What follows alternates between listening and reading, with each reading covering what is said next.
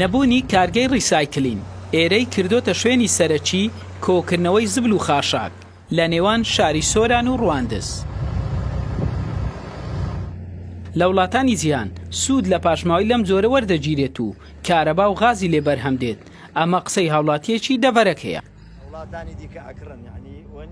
بوونی کارگەی ڕیسایکلین بە زەڕورەتێکی بە ئەولەویەتدا ئەندرێت لە شتە مهمەکان. زۆر جار عەرەبە ئەڵێ المهم الأهم ثم المهم، یعنی ئینسان ڕاستە شتەکاندی مهمن بەڵام ئەوە ئەهەمە.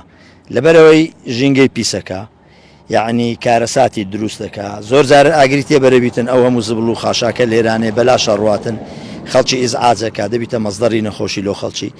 ئەو هەموو شتە پیسانێکی ئێستا لێرانە هەیە، ئەو هەموو خاشاکەی کە لێرە هەیە، ئەگەر ئێتیمامی پێ بدرێت لەوانەیە غازەکی زۆری لێ بەرهەم بێتن، لەوانەیە کارەبای لێ بێتە بەرهەم. لە وڵاتە پێشکەوتوەکان شتی لێ دروست دەکرێتەوە، یعنی وەی لێ دێتن کە ئەو وڵاتە شتی پیسی لێ نەبین. ئێستا ئەگەر تەماشایە بکە هەمووی مێش و مەگەز و بۆگەنی کابرا ناتوانانی لێرانە بژیتن.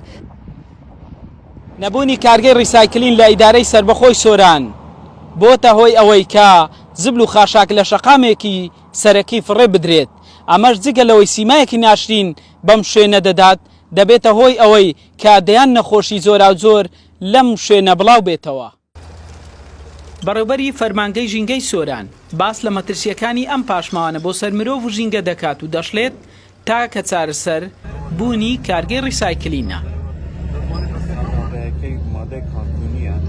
لە ئیدارەی سەربەخۆی سۆران لەم ناوچە نزیکەی 400 تۆن ڕۆژانە ژێرخەڵک دەگرێتن، یاخود دەهێنیتە ئەم ناوچە. ئەمەش کاریگەری لەسەر کەش و هەوای ناوچەکە دەبێت. بە تایبەتی ئەبینن کە لێرە ناوچەیەکی گەشتیارە و زۆربەی زۆری گەشتیاران بەم ڕێگەدا تێپەر دەبن، واتە نەگونجانی شوێنەکە. دەبی بە زووترین کارگەر ڕیسایکلینی ئیدارەی سەربەخۆی سۆران دەست بەکار بیتن و کاری لەسەر بکرێتن، چونکە ئەمە تەنیا چارەسەرە. بەپێی دوایین ئاماری بەشی خزمەتگوزاری و ژینگە پارێزی لە وەزارەتی شارەوانی فڕێدانی پاشماوی زبل و خاشاکی خەڵک لە هەرێمی کوردستان بەم جۆرە پۆلین کراوە. دایبی منداڵان 108 و کارتۆن 110 و مادە پلاسیشیەکان 128 و پشکی شێریش بەر مادە خۆراکیەکان کەوتووە کە 32 لە سەدای پێک هێناوە.